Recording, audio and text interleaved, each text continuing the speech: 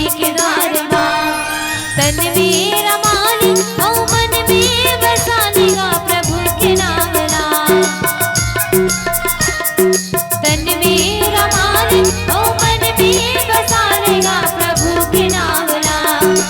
आएगा प्रभु के नाम ला, आएगा हरि के नाम ला। तोरी जिंदगी ला बना लेगा प्रभु के द्वार माँ, हरि के द्वार माँ। तोरी जिंदगी ला बना लेगा प्रभु के द्वार माँ, हरि के द्वार माँ।